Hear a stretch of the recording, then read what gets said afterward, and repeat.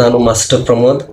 ಇವತ್ತಿನ ಒಂದು ಒಳ್ಳೆ ವಿಚಾರ ಏನಂದ್ರೆ, ನೀವು ಒಂದು 8 ದಿನ ಒಂದು ಸತ್ತಂತಹ ವ್ಯಕ್ತಿಯ ಶರೀರದ ಹತ್ಯೆ ಕುಂತು ಊಟ ಮಾಡ್ರಿ, ಅಲ್ಲೇ ಮುನ್ಕೋರಿ, 8 ದಿನ ಅಲ್ಲೇ ನೀವು ವಾಸಿಸ್ರಿ.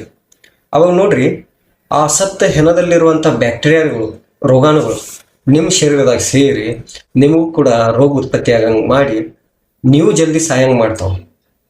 ಹೇಳೋ ತಾತ್ಪರ್ಯ ಏನಂದ್ರೆ, ನಿಮ್ಮ ಹತ್ಯಕ್ಕೆ ಯಾರು ವ್ಯಕ್ತಿಗಳು ಇರ್ತಾರೆ, ನಿಮ್ಮ ದೋಸ್ತರು, ಸ್ನೇಹಿತರು, ಸಂಬಂಧಿಕರು, ಗಂಡ, ಹೆಂಡತಿ, ಗೆಳತಿ, ಇವ್ರು ಯಾರು ಇರ್ತಾರೋ ಅಂಥ ವ್ಯಕ್ತಿಗಳು ನಿಮ್ಮ ಕಾಟದಿಂದ ಸಾಯಂಗೆ ನೀವು ಮಾಡಬಾರ್ದು.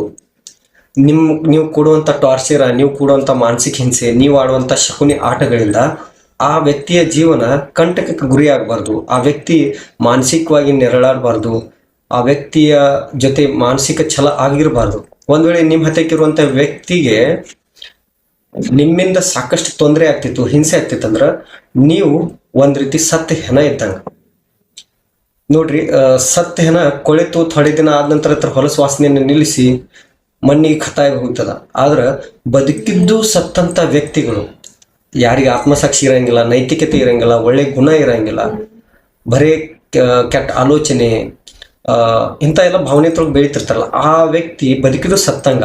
ಇಂಥ ವ್ಯಕ್ತಿಗಳು ಯಾರ್ಯಾರ ಜೀವನದಾಗ ಹೋಗ್ತಾರಲ್ಲ, ಯಾರ ಜೀವನದಲ್ಲಿ ಹೋಗಿರ್ತಾರಲ್ಲ ಆ ವ್ಯಕ್ತಿಯ ಜೀವನ ಕೂಡ ಹೊಲಸು ನಾರಂಗ್ ಮಾಡಿಬಿಡ್ತಾರ ಅವ್ರು. ಹೇಳೋ ಉದ್ದೇಶ ಇಷ್ಟ. ನೋಡ್ರಿ, ಜೀವಿ ಅದಿರಿ, ಜೀವಂತವಾಗಿದ್ರಿ, ವ್ಯಕ್ತಿಗಳದ್ರಿ, ಜೀವಿಗಳದ್ರಿ, ಮನುಷ್ಯರದ್ರಿ. ಅದರಲ್ಲಿ ನಿಮ್ಮ ಹಠಕ್ಕೆ ಯಾರು ಇದ್ರ ಅವ್ರ ಜೀವನ ನಿಮ್ಮಿಂದ ಉದ್ಧಾರ ಆಗ್ಬೇಕು ಹೊರತಾಗಿ ಕೆಟ್ಟ ಆಗಬಾರ್ದು. ಆದಷ್ಟು ಮಟ್ಟ ಒಳ್ಳೇದು ಮಾಡ್ರಿ, ಮನಸ್ಸಿಗೆ ನೆಮ್ಮದಿ ಇರ್ತದ. ನಿಯತ್ತಿನಿಂದಿರಿ, ವಿಶ್ವಾಸದಿಂದಿರಿ. ಪ್ರಾಮಾಣಿಕತೆಯೇ ಒಂದು ಒಳ್ಳೆಯ ನೆಮ್ಮದಿಯ ಜೀವನ ಕೊಡ್ತದ.